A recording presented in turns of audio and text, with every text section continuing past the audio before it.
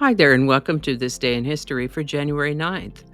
January 9th is the ninth day of the year in the Gregorian calendar, with 356 days remaining to the end of the year in most years, or 357 if it happens to be a leap year.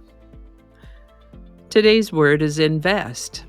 Invest is a verb that means to commit money, time, or resources to something with the expectation of achieving a return or benefit, such as profit or growth.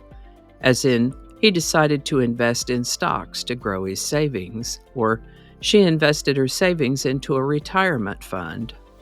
A broader definition of invest means to devote time, effort, or energy to a particular undertaking with the hope of achieving a desirable outcome, as in, she invested a lot of time in learning a new language, or he invested years in building his career.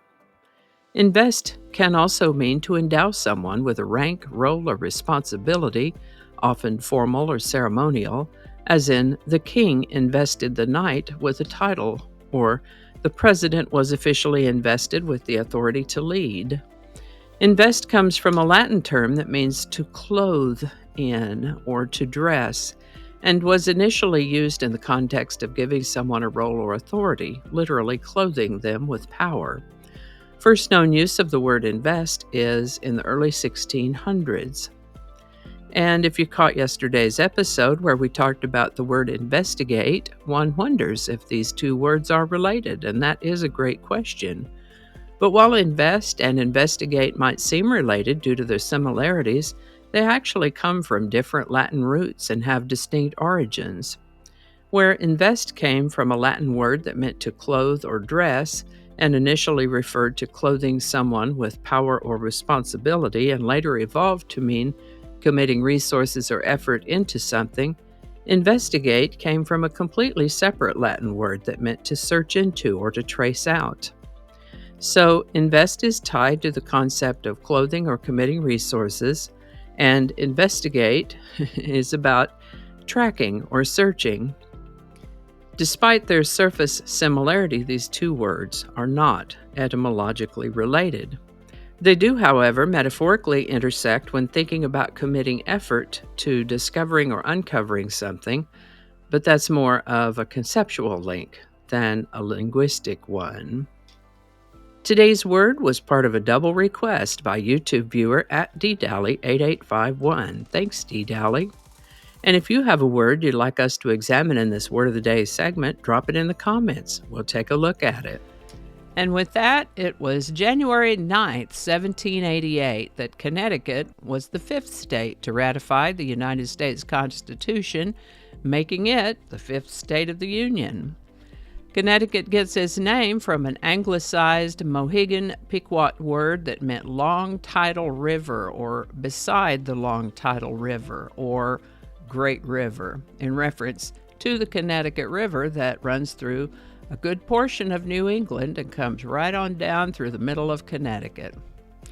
Connecticut is the southernmost state of the area known as New England and is the third smallest state by area, 29th most populous, and fourth most densely populated. Connecticut's official nickname is the Constitution State. Other nicknames include the Nutmeg State, the Provisions State, or the Land of Steady Habits. Connecticut's capital city is Hartford. Connecticut's population has increased every census since 1790, so that's impressive. The state flower of Connecticut is the mountain laurel. The state tree is the charter oak, and the state bird is the American robin. Connecticut. On January 9th, 1861, Mississippi became the second state to secede from the Union in the run-up to the war between the states, commonly called the American Civil War. This is the birthday of James Patrick Page, born January 9th, 1944. We know him as guitarist and founder of the rock band Led Zeppelin. A few interesting things about Jimmy Page that you might or might not have known are that he started out as a session musician, became one of the most sought-after session guitarists in Britain by the mid-60s. Don't know if you remember a group called the Yardbirds, but Jimmy Page was with the Yardbirds 1966 to 1968. When the Yardbirds broke up, he founded Led Zeppelin. Quite an item they were, Led Zeppelin, with 8 studio albums, 4 live albums, 10 compilation albums, 19 singles, and that doesn't even count the video albums and music videos. Led Zeppelin also toured quite a bit. They were together from its founding in 1968 until the death of drummer John Bonham in 1980, which hit Mr. Page pretty hard. As Jimmy Page worked through the grief of losing his friend, he began picking up collaborations and working again. Looks like he's still working, has a website, and I've included a link to that in the description. Jimmy Page. On January 9, 2007, Apple CEO Steve Jobs introduced the original iPhone at a Macworld keynote in San Francisco. Anytime we talk about the original iPhone, it brings up a memory for me of that year at Christmas, 2007. Mom got Dad one of those new iPhones for Christmas. Little slip of a gal my mother was, and she would stand in line for my dad. I'm sure she stood in line for that iPhone, and I know that when the first Krispy Kreme donut place in South Oklahoma City opened up, there was a line of cars about a quarter to a half mile long just to pull in to the parking lot. She got in that line too. Brought 2 big old boxes of still warm Krispy Kreme donuts to the office. What a gal, my mom. It's a little slip of a gal. Back to the iPhone, though. She got him one of those original iPhones for Christmas that year in 2007. He unwrapped it, looked it over, and said, "I don't need this. Can you take it back?" Dad. But the next time I saw him, guess what he had in a little leather holster on his belt? Yep, that iPhone. And I never saw him without the latest version of an iPhone for the rest of his life. When the name Led Zeppelin comes up, first thing I hear in my mind is usually their instrumental song, Moby Dick. In thinking about it, I have found myself surprised at how many instrumentals they actually have. As cool as Moby Dick is, though, today I want to talk about another instrumental song of theirs from side 2 of their first album, a song called Black Mountain Side. Pretty little thing, Black Mountain Side. It was inspired by a traditional Irish folk song called Down by Backwater Side. Down by Backwater Side. As I understand it, this was a song that Jimmy Page played with an unusual tuning on his guitar. He occasionally would do that.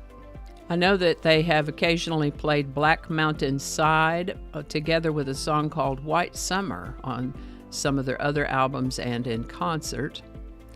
White Summer is another one of Led Zeppelin's instrumentals.